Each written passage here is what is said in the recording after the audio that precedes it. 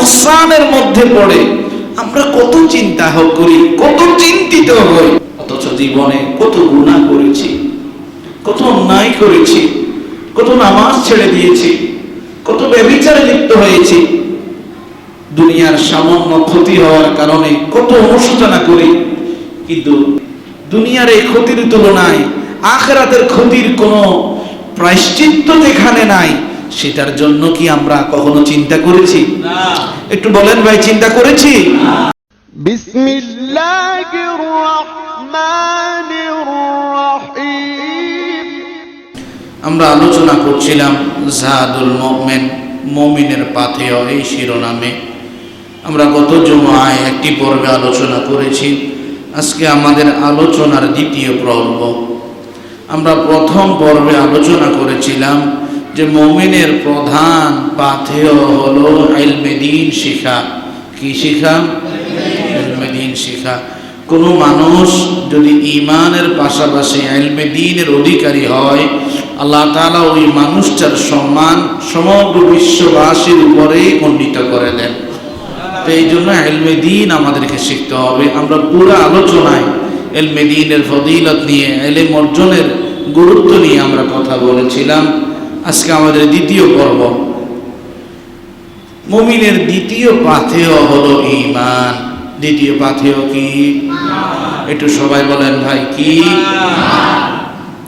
আপনি অনেক বড় জ্ঞানী, অনেক বড় গবেষক, অনেক বড় বিজ্ঞানী, আপনার অনেক আধুনিক আবিষ্কার আছে, এত বড় জ্ঞানের অধিকারী হওয়ার পরেও যদি আপনার কাছে ঈমান না থাকে, আপনার এই ইলমের কোনো মূল্য আছে?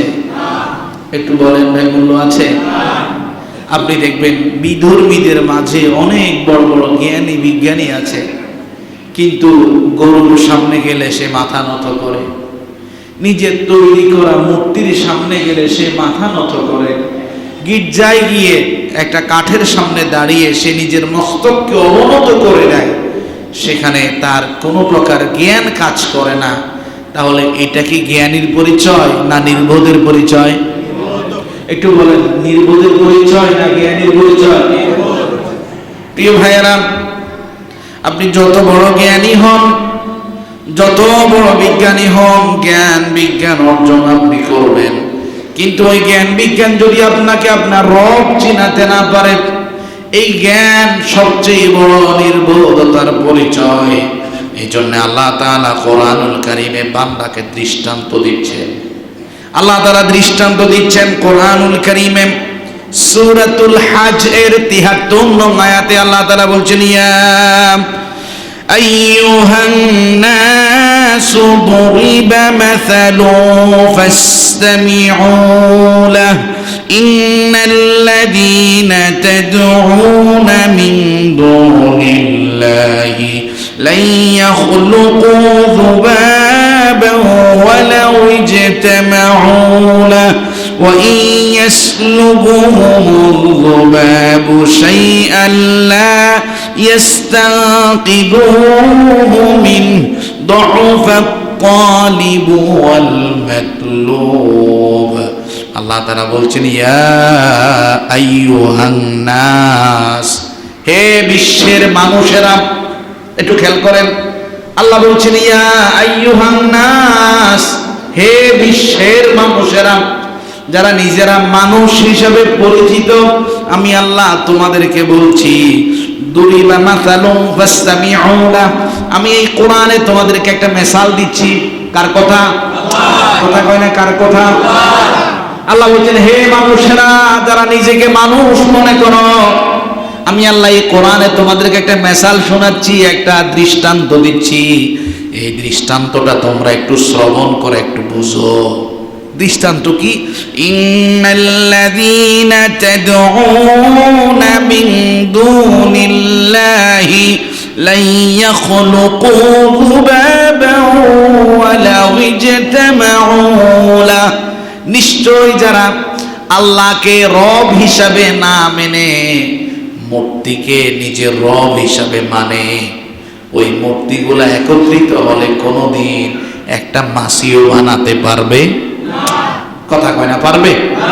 আল্লাহ বলছেন লা ইয়াখলুকু যুবাবা, তারা সব মূর্তি যদি একত্রিত হয় কোনদিন তারা একটা মাছিও তারা বানাতে পারবে না। ওয়া ইয়াসলুবুহুমুয যুবাবু শাইআন লা ইস্তাকিযুনা মিন, তারা তাদের দেবতার সামনে, মূর্তির সামনে যে প্রসাদ খাবার দিয়ে থাকে, একটা মাছি যখন সেখান থেকে খাবার নিয়ে নেয়, ওই মাছি থেকেও তারা খাবারটা ছিনিয়ে আনতে পারে না। কথা কয় না, পারে? আচ্ছা, এই উদাহরণটা কি আমি মোল্লার না আল্লাহর? এই উদাহরণটা কার? আল্লাহ তাআলা বলছেন ইয়া আইয়ুহান নাস, ও মানুষেরা, যারা নিজেকে মানুষ বলে দাবি করো, তোমাদেরকে আমি দৃষ্টান্ত দিচ্ছি, উদাহরণ দিচ্ছি, একটু বুঝো। তুমি যাদেরকে রব হিসাবে মানো, সমগ্র রব একত্রিত হয়ে একটা মাছি বানাতে পারবে না। কিংবা একটা মাছি যখন তোমাদের রবের সামনে থেকে একটা প্রাসাদ দেওয়া হয়, সেখান থেকে খাবার যখন ছিনিয়ে নেয়, ওই খাবারটুকু তারা মাছি থেকে ছিনিয়ে নিতে পারে? আল্লাহ তাআলা বলছেন, আমি আল্লাহ তাআলা তোমাদেরকে বলছি, তোমরা নিজেরা যাদেরকে খোদা মানো, তোমরা আমাকে বাদ দিয়ে যাদেরকে খোদা মানো, তোমরাও যেমন দুর্বল, তোমাদের খোদাও তেমন দুর্বল। এই কথাটা বলার উদ্দেশ্য একটাই, দুনিয়ার কোন সৃষ্টি, দুনিয়ার তৈরিকৃত কোন মূর্তি, দুনিয়ার তৈরিকৃত মতবাদ দিয়ে রবকে চেনা যাবে না। রবকে চিনতে হবে একভাবে, সব সৃষ্টিকুলের স্রষ্টা যিনি, আমার রব একজন, তিনি কে?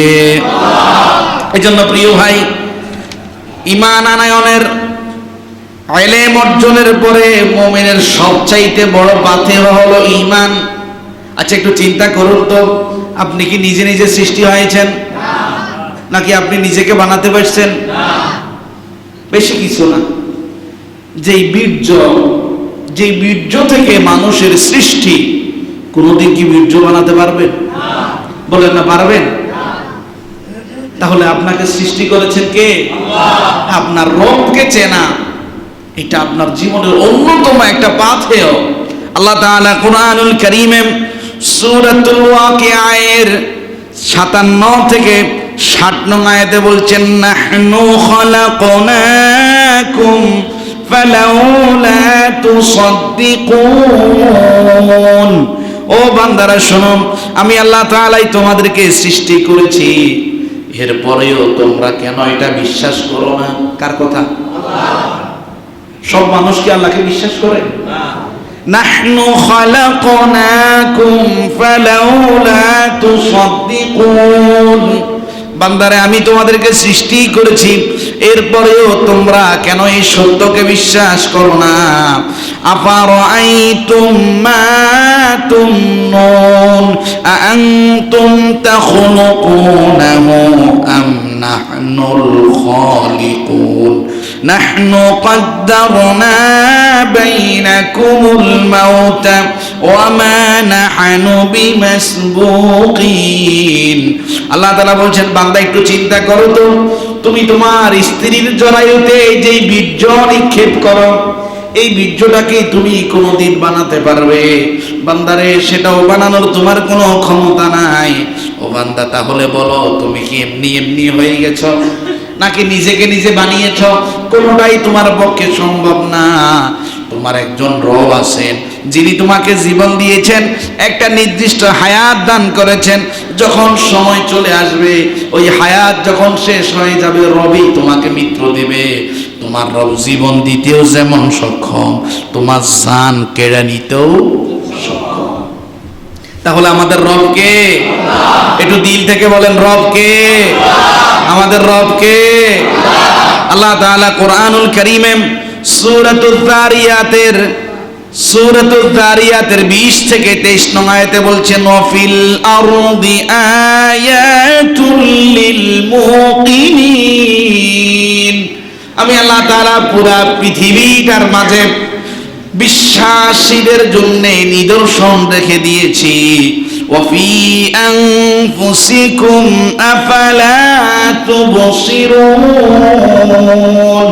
ও বিশ্বাসীরা, যারা ঈমান এনেছো, একটু নিজের দিকে তাকাও না। তুমি একটু নিজের দিকে তাকাও না, তোমাকে কত সুন্দর দুইটা চক্ষু দেওয়া হয়েছে, কত সুন্দর তোমাকে নাক দেওয়া হয়েছে, কত সুন্দর তোমাকে একটা অবয়ব শরীরের মাঝে দেওয়া হয়েছে, তোমাকে কত সুন্দর বিবেক শক্তি দেওয়া হয়েছে। তুমি কি তোমার দিকে দেখো না? কার কথা বলেন, কার কথা? তুমি কি তোমার দিকে দেখো না? ওয়াফিস সামাই রিজকুকুম ওয়া মা তুআদুন। আমি তোমার জন্য আসমানেও রিজিক রেখেছি, আমি ওয়াদা দিচ্ছি ওই রিজিক তোমার কাছে আসে। ফাওয়া রাব্বিস সামাই ওয়াল আরদি ইন্নাহু লাহাক্কুম মিসলা মা আন্নাকুম তানতিকুন। আমি আসমান এবং জমিনের রব, আমি আল্লাহ আসমান এবং জমিনের কসম করে বলছি, বান্দা তোমরা একজন অপরজন যখন সামনাসামনি দাঁড়াও, একজন অপরজনের কথা যেমন শোনো, একজনের কথা শুনে আরেকজন যখন কথা বলে, এটা যেমন সত্য, তোমার রব একজন আল্লাহ ছিলেন, আল্লাহ আছেন, আল্লাহ থাকবেন, এটাও কি সত্য? এটাও কি? তাহলে আমাদের রব কে? আমাদের রব কে? আল্লাহ তাআলা কোরআনুল কারীমে সূরাতুত তুরের 35 থেকে 36 নং আয়াতে অন্যত্র বলছেন, আম খুলিকু মিন গায়রি শাইইন আম হুমুল খালিকুন আম খালাকুস সামাওয়াতি ওয়াল আরদি বাল লা ইউকিনুন। আল্লাহ তাআলা বলছেন, আম খুলিকু মিন গায়রি শাইইন। ও বান্দা, তুমি কি ভাবছো এই আসমান জমিন পাহাড় পর্বত এমনি এমনি হয়ে গেছে? কথা কয় না, এমনি এমনি হয়ে গেছে? আরে ভাই, এমনি এমনি তো একটা গাছের পাতাও নড়ে না, বাতাস ছাড়া গাছের পাতা নড়ে? আল্লাহ বলছেন, বান্দা স্রষ্টাবিহীন এই পুরো দুনিয়া বুঝি এমনি এমনি হয়ে গেল, নাকি তুমি নিজেই দুনিয়া সৃষ্টি করলে? কে সৃষ্টি করেছেন? আচ্ছা, এই প্রশ্নটা আল্লাহ কাকে করছেন? আমাদেরকে করছেন। বান্দারে শোনো, এরপরেও আসমান এবং জমিনের সব সৃষ্টিকুল দেখার পরেও অবিশ্বাসীরা তার রব সম্পর্কে সন্দেহ করে। আল্লাহ আমাদের দিলের মাঝে আপনার ভালোবাসা দান করুন, সকলে বলি আমিন। আল্লাহ আমাদেরকে যে ঈমান দিয়েছেন, ঈমান নিয়ে মৃত্যুবরণ করার তৌফিক দিন, সকলে বলি আমিন। তাহলে মুমিনের 2 নম্বর পাথেয় কি? সবাই বলে না, মুমিনের 2 নম্বর পাথেয় কি? ঈমান। ইলম আছে, ঈমান আছে, আল্লাহ আপনার মর্যাদা বৃদ্ধি করবে। আব্দুল্লাহ ইবনে আব্বাস রাদিয়াল্লাহু আনহু বলেন, কোন মানুষের জীবনের সূচনা ঈমান ছিল, জীবনের সূচনা ছিল লা ইলাহা ইল্লাল্লাহ মুহাম্মাদুর রাসূলুল্লাহ সুম্মা আশা আলফা সানা। ওই মানুষটা কালিমা নিয়ে, ঈমান নিয়ে জীবন শুরু করার পরে যদি 1000 বছর পৃথিবীতে বেঁচে থাকে, আবার যদি ঈমান নিয়ে মারা যায়, কালিমা নিয়ে মারা যায়, ঈমান থাকার কারণে আল্লাহ তাআলা তার জীবনের কোনো গুনাহ সম্পর্কে জিজ্ঞাসা করবে না। ঈমান এত দামি, এইজন্য ঈমান মুমিনের পাথেয়। ঈমান মুমিনের কি পাথেয়? মুমিনের 3 নম্বর পাথেয় হলো আদামু মুহাসাবাতুন নাফস। মুমিন কখনো আত্মভোলা হয় না, মুমিন কখনো আত্মভোলা হয় না, মুমিন সব সময় সজাগ দৃষ্টিতে থাকে। মুমিন কখনো তার রবকে ভুলে জীবন যাপন করতে পারে না। প্রিয় ভাই, একটু চিন্তা করুন, আপনার জীবনে হয়তো কোনো না কোনো বড় ক্ষতি হয়েছে কারো না কারো কারণে। আপনি একজন ব্যবসায়ী, ব্যবসা করতে গিয়ে ক্ষতিগ্রস্ত হয়েছেন, কিংবা কোনো মানুষ আপনাকে প্রতারিত করেছে, ধোঁকা দিয়েছে, আপনার নিজের আয় করা হালাল অর্থ আপনার থেকে চুরি কিংবা ডাকাতি কিংবা প্রতারণা করে নিয়েছে। যখনই আপনি এরকম কোনো বিপদের মাঝে পড়েছেন, আপনি আপনার জীবনের অনেকগুলো অর্থ হারিয়ে ফেলেছেন, আপনি কত আফসোস করেন? করেন না ভাই? বলেন ভাই, করেন না? হ্যাঁ, যদি আজকে এই মানুষটার ফোনটা রিসিভ না করতাম, তাহলে আমার এত বড় ক্ষতি হতো না। আহা, যদি আজকে সন্ধ্যাবেলায় ঘর থেকে বের না হতাম, তাহলে আমি আজকে বিপদে পড়তাম না। একটা বিপদে, একটা মুসিবতে, দুনিয়ার একটা মুসিবতে পড়ে, দুনিয়ার একটা নোকসানের মধ্যে পড়ে আমরা কত চিন্তা করি, কত চিন্তিত হই। আরে কেন করলাম?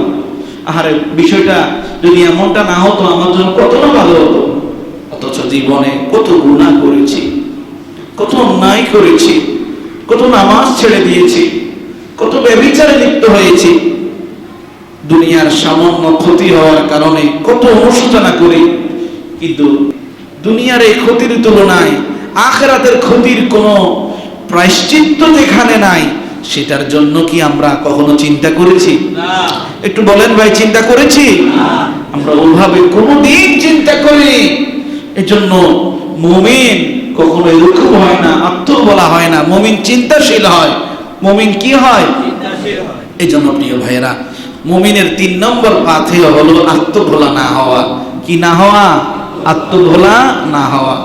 আত্মভোলা মানে কি? আপনি যে একজন মানুষ, আপনি তো এমনি এমনি এই পৃথিবীতে আসেন নাই, আপনি কোনো আবেদনও করেন নাই আমাকে মানুষ বানানো হোক, আপনাকে এমনিতেই পৃথিবীতে পাঠানো হয় নাই। আপনার এই পৃথিবীতে আসার পিছনে কোনো না কোনো উদ্দেশ্য আছে। এই উদ্দেশ্যটা কি? নিজের জীবনে বাস্তবায়িত করা। এই উদ্দেশ্যকে ভুলে না যাওয়া, এটাকে বলা হয় আত্মভোলা। আল্লাহ তাআলা কোরআনুল কারীমে সূরাতুল হাশরের 19 নং আয়াতে বলছেন, ওয়ালা তাকুনু কাল্লাযীনা নাসুল্লাহা ফাআনসাহুম আনফুসাহুম উলাইকা হুমুল ফাসিকুন।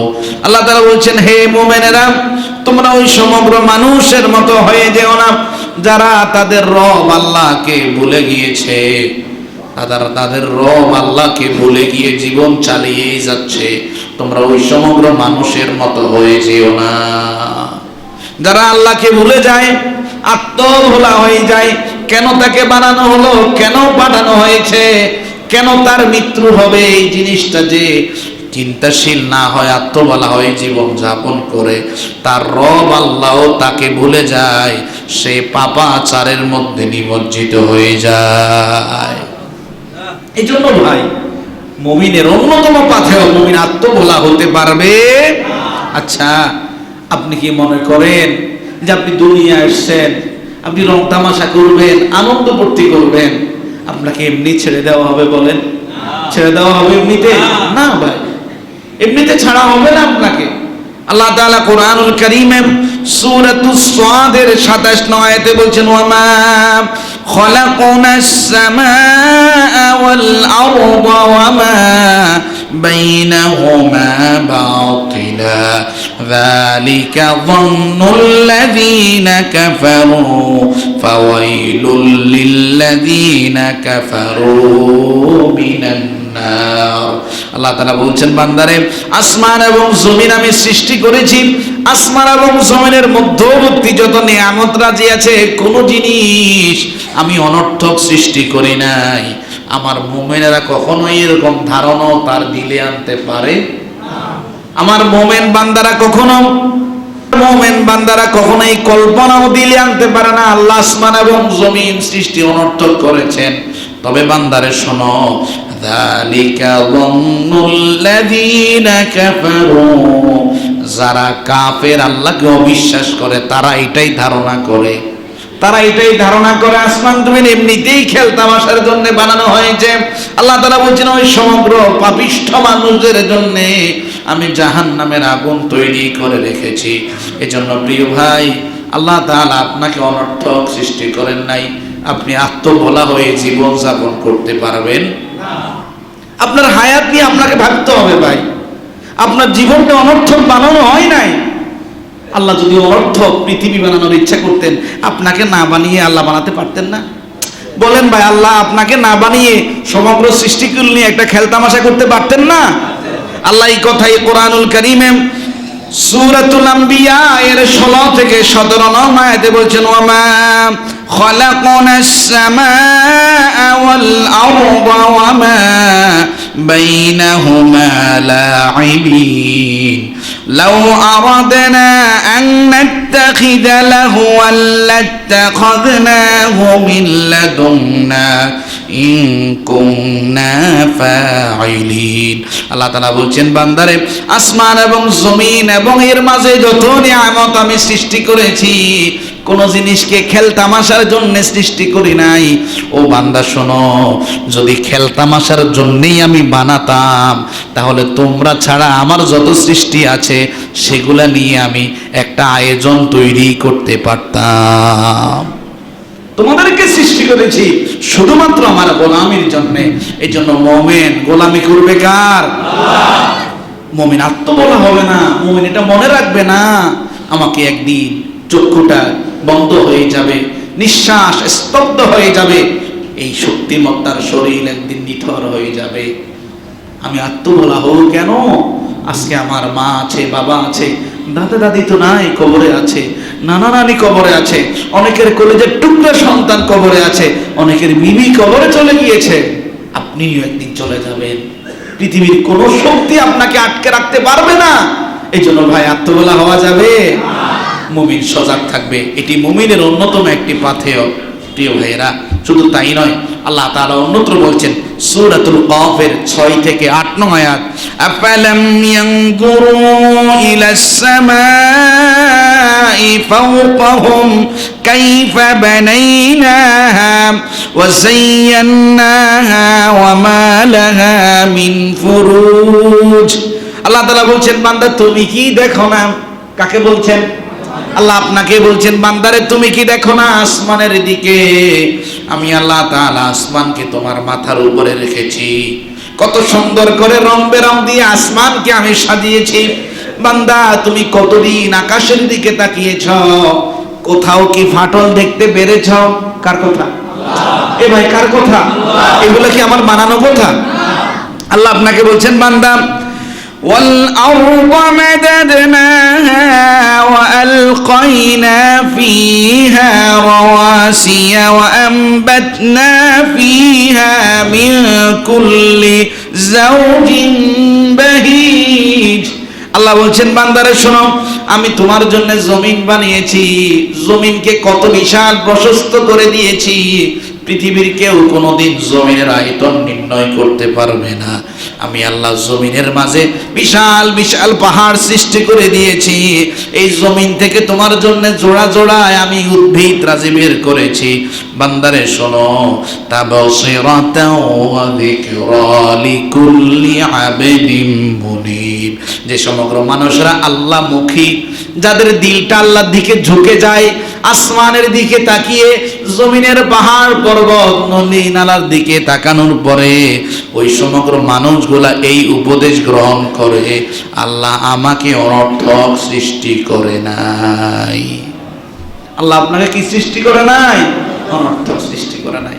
বছর যখন শেষ হয় দেখবেন কেউ শিক্ষা সফরে সেন্ট মার্টিন যায়, কেউ রাঙ্গামাটি যায়, কেউ কক্সবাজার যায়, পর্যটন কেন্দ্রে মানুষের ভিড়, মানুষ একটু সৃষ্টির সৌন্দর্য দেখার জন্য যায়। অথচ সেখান থেকে কি যে পরিমাণ জ্ঞান উপদেশ নেওয়ার প্রয়োজন ছিল মুমিন হিসাবে, সেটা আমরা গ্রহণ করি? কথা বলেন, গ্রহণ করি?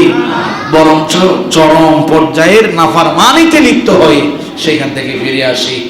অথচ আল্লাহ তাআলা বলছেন এই জিনিসগুলোর মাঝে মুমিনের জন্য কি আছে? উপদেশ আছে। আল্লাহ আমাদেরকে তাওফীক দান করুন, সকলে বলি আমিন। তাহলে আমরা কি বললাম? মুমিনের 3 নম্বর পাথেয় হলো মুমিন আত্মভোলা হবে। আমরা কেউ কি আত্মভোলা হব? প্রিয় ভাইয়েরা, হাদিস শরীফে উল্লেখ করা হয়েছে, হযরত উবাইদ বিন উমাইর রাদিয়াল্লাহু আনহু হাদিস বর্ণনা করেন, সুনান ইবনে মাজাহ তারগীব ও তারহিব 2 কিতাবে হাদিস এসেছে। হযরত উবাইদ রাদিয়াল্লাহু আনহু বলেন, একদিন আমি মা আয়েশা রাদিয়াল্লাহু আনহার কাছে গেলাম, গিয়ে বললাম, মা আপনি দীর্ঘদিন রাসূলের সাথে সংসার করেছেন, স্বামীর সাথে দাম্পত্য জীবন অতিবাহিত হওয়ার সময় এমন কোন চিরস্মরণীয় কোন ঘটনা ঘটেছে কিনা যদি আমাদেরকে একটু জানাতেন। হযরত উবাইদ বিন উমাইর রাদিয়াল্লাহু আনহু বলেন, রাসূল করিম সাল্লাল্লাহু আলাইহি সাল্লামের বিবিকে যখন এই কথা বললাম, হযরত আয়েশা কিছু সময় নীরব ছিলেন, কিছুক্ষণ পরে বললেন, নবীর সাহাবী উবাইদ বিন উমাইর, তাহলে শোনো একটি ঘটনা, নবীর সাথে আমার সংসার জীবনের চিরস্মরণীয় একটা ঘটনা তোমাকে শোনাই। এক রজনীতে নবীজি আমার কাছে আসলেন, যেহেতু নবীজির অনেক বিবি ছিলেন, নবীজি আমার কাছে এসে বললেন, যারিনি আতাআব্বুদুল লাইলাতা লিরাব্বি, আয়েশা রে আজকে আমাকে একটু ছেড়ে দাও, আজকে আমি আমার রবের সাথে ইবাদতে থাকবো। হযরত আয়েশা রাদিয়াল্লাহু আনহা বললেন, আমি বললাম, ইয়া রাসূলুল্লাহ, আপনি আল্লাহর ইবাদত করবেন, আমার কাছ থেকে কেন অনুমতি চাচ্ছেন? আমি খুশি, আপনি ইবাদত করুন। হযরত আয়েশা রাদিয়াল্লাহু আনহা বলেন, রাসূল কারীম সাল্লাল্লাহু আলাইহি সাল্লাম সুন্দর করে ওযু করলেন, মুখ ধৌত করলেন, হাত ধৌত করলেন, মাথা মাসি করলেন, পা ধৌত করলেন, সুন্দর করে ওযু করলেন, জায়নামাজটা বিছালেন, রাহমাতাল লিল আলামিন নবুয়তের জবানে তেলাওয়াত করছে। নবীজি নামাজ পড়ছেন, রুকুতে যখন যায় সেখানে গিয়ে দীর্ঘ সময় অপেক্ষা করেন, আবার সেজদায় যখন যায় সেখানে গিয়ে সেজদায় গিয়ে চোখের পানি ছেড়ে ছেড়ে কাঁদেন। আমি আয়েশা দেখতে পেয়েছি নবীর চোখের পানিতে জমিন পর্যন্ত ভিজে গিয়েছে। নবীজি এরপরে বসলেন, আবারও কাঁদছেন, যখন আবার সেজদায় গেলেন আবারও কাঁদছেন। এভাবে নবী করিম সাল্লাল্লাহু আলাইহি সাল্লাম সারাটা রাত নামাজ পড়ছেন। হযরতে বেলালের মাঝে ফজরের আজান দিয়ে দিল, মসজিদে নববীতে আজান হয়ে যাচ্ছে। রাহমাতাল লিল আলামিন এখনো সেজদার মধ্যে চোখের পানি ছেড়ে কাঁদছে।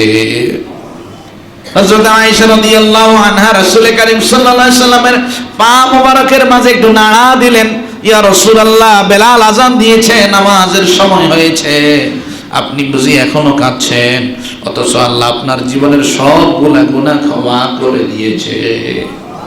নবীজি বললেন, আফালা কুনু আবদান শাকুরা, আয়েশা রে, এই জন্য কি আমি শুকরগুজার বান্দা হব না?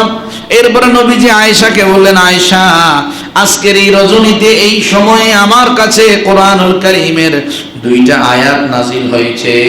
আফসোস আমার ওই উম্মতের জন্য যারা কোরআনের এই দুইটা আয়াত তেলাওয়াত করলো কিন্তু তারা চিন্তা ফিকির করলো না। দুইটা আয়াত তেলাওয়াত করেছে কিন্তু কোনদিন এই দুইটা আয়াত আমাকে কি মেসেজ দেয় এটা নিয়ে সে কি করলো না, চিন্তা করলো না। ওই উম্মতের জন্য আফসোস, ওই উম্মতের জন্য কি? আচ্ছা, রাসূল কারোর জন্য যদি আফসোস করেন এটা কি সফলতা না ব্যর্থতা? বুঝি বলিয়েন, সফলতা না ব্যর্থতা? আপনারা কি ব্যর্থ হতে চান? কেউ ব্যর্থ হতে চান? তাহলে ওই দুইটা আয়াত কি?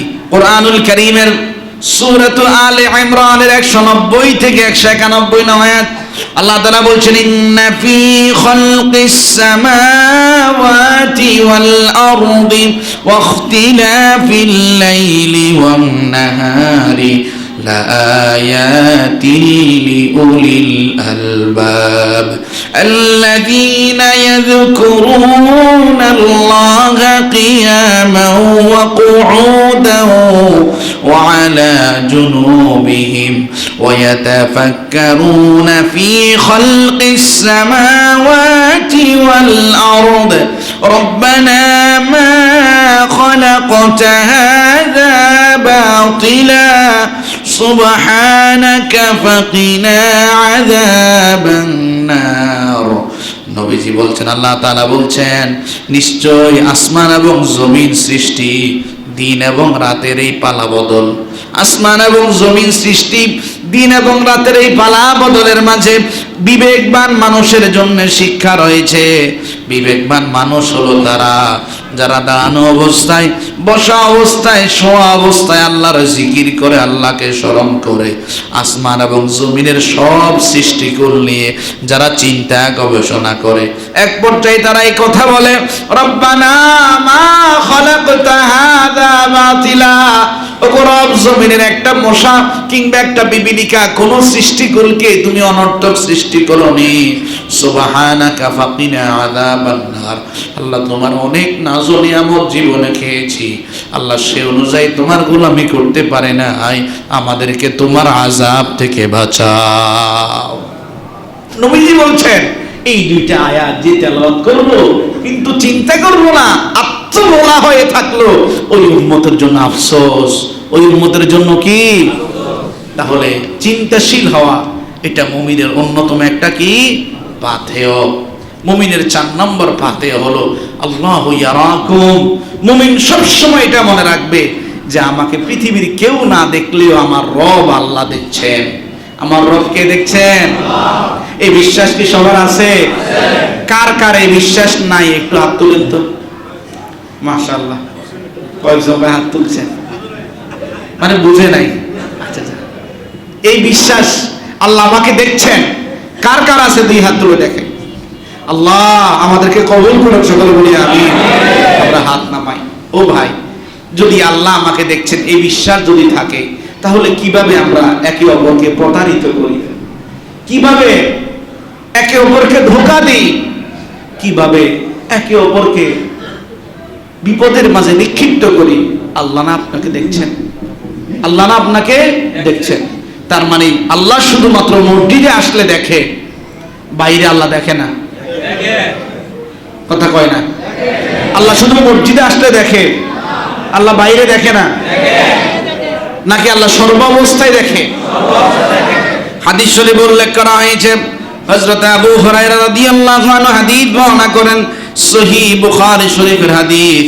রাসূল করিম সাল্লাল্লাহু আলাইহি ওয়াসাল্লামের সাহাবী আবু হুরায়রা রাদিয়াল্লাহু আনহু বলেন, কানা নবী সাল্লাল্লাহু আলাইহি ওয়াসাল্লাম বারিজান ইয়াওমান লিন-নাসি, একদিন নবী করিম সাল্লাল্লাহু আলাইহি ওয়াসাল্লাম জনসম্মুখে ছিলেন। ফাআতাহু জিবরিল আলাইহিস সালাম, এরই মাঝে রাসূলের কাছে হযরত জিবরিল আগমন করলেন। সমগ্র মানুষ উপস্থিত, হযরত জিবরিল মানবীয় সুরতে রাসূলের সামনে আসলেন, এসে বললেন, ইয়া রাসূলুল্লাহ, আপনার কাছে জিজ্ঞাসা করতে চাই, মাল ঈমান, ঈমান কি জিনিস? ওমাল ইসলাম, ইসলাম কি জিনিস? ওমাল ইহসান, ইহসান কি জিনিস? নবীজি ইসলামের সংজ্ঞা দিলেন, ঈমানের সংজ্ঞা দিলেন, এরপরে নবীজি ইহসানের সংজ্ঞা দিলেন। ইহসান মানেটা কি? নবীজি বললেন, আন তা'বুদাল্লাহ কাআন্নাকা তারা ফাইন লাম তাকুন তারা ফাইন্নাহু ইয়ারাক। ও আমার উম্মত, এমন ভাবে নামাজে দাঁড়াও যেন তোমার রব তোমাকে দেখছে। যদিও দুনিয়ার চর্মচক্ষু দিয়ে তুমি তোমার রবকে দেখতে পাবে না, তবে এই কথা নিশ্চিত ধরে রাখো, তোমার রব কিন্তু তোমাকে দেখছে। এরকম মননশীলতা তৈরি করে তুমি ইবাদতে দাঁড়াও। হাদিস শরীফে উল্লেখ করা হয়েছে, রাসূল করিম সাল্লাল্লাহু আলাইহি ওয়াসাল্লাম বলেন, আমার কোন উম্মত যখন সুন্দর করে ওযু করে, মুখ ধোয়ার সাথে সাথে মুখের গুনাহগুলি ঝরে যায়, হাত ধোয়ার সাথে সাথে হাতের গুনাহগুলি ঝরে যায়, মাথা মাসে করার সাথে সাথে মাথার গুনাহগুলি ঝরে যায়, পা ধোয়ার সাথে সাথে তার পায়ের গুনাহগুলি ঝরে যায়। এরপরে আমার উম্মত যখন নামাজের মাঝে দাঁড়িয়ে যায়, সে যদি নামাজের মাঝে দুনিয়ার সব কিছু ছেড়ে দিয়ে একমাত্র আল্লাহমুখী হয়ে যদি নামাজের মাঝে দাঁড়ায়, আল্লাহর নবী বললেন, আল্লাহ তাআলা তার সমগ্র জীবনের গুনাহগুলি তার আমলনামা থেকে সরিয়ে দেয়। তার অবস্থানটা এত পবিত্রময় হয়ে যায় যেন তার মা তাকে এই মুহূর্তেই প্রসব করেছে। তাহলে কি বুঝলেন? আপনাকে সালাত করতে হবে এমন ভাবে দুনিয়ার কোনো ধ্যান ধারণা আপনার দিলে থাকতে পারবে না। এটা কি শুধু নামাজে নাকি সারা জীবনে? এখন তো আমরা নামাজে আসলে ইয়াকা না'বুদু ওয়া ইয়াকা নাস্তাঈন, কিন্তু নামাজ থেকে যখন চলে যাই, সেই জীবন ব্যবস্থা, ইসলামের প্র্যাকটিস আমাদের জীবনে বাস্তবিক কি থাকে? হ্যাঁ, আমরা মানুষ, সবকিছু করা, আমরা শয়তানের ধোঁকায় পড়ে হাবুল টুনি করি। তার মানে কি আমাদেরকে শোধরানোর সুযোগ নাই? ভাই, শোধরানোর কি সুযোগ নাই? সুতরাং আমরা সর্বাবস্থায় কি স্মরণ করব? যে আল্লাহ আমাকে দেখছেন। আল্লাহ আমাকে কি দেখছেন? আল্লাহ তাআলা কুরআনুল কারীমে সূরাতুল গাফিরের 19 নং আয়াতে বলছেন, ইয়ালামু খাইনাতাল আ'য়ুনি ওয়া মা তুখফিস সুদূর। বান্দারে, তুমি চোখ দিয়ে কি খেয়ানত করো এবং হৃদয়ের মাঝে কি কল্পনা করো, তোমার সব কিছু কেউ না জানলেও আমি আল্লাহ ঠিকই জানি। এজন্য আল্লাহ আমাদেরকে দেখছেন। আল্লাহ আমাদেরকে কি দেখছেন? হযরত ওমর রাদিয়াল্লাহু আনহু যুগের ঘটনা তাফসীর ইবনে কাসীরের মাঝে উল্লেখ করা হয়েছে। ওমর রাদিয়াল্লাহু আনহু খেলাফতকালে জনগণের মানুষের অবস্থা খোঁজ খবর নেওয়ার জন্য রাত্রিবেলায় হাঁটার জন্য বের হতেন। ওমর রাদিয়াল্লাহু আনহু হাঁটতে হাঁটতে একটা ঘরের পাশ দিয়ে হেঁটে যাচ্ছেন। মা মেয়ের কথোপকথন শুনলেন।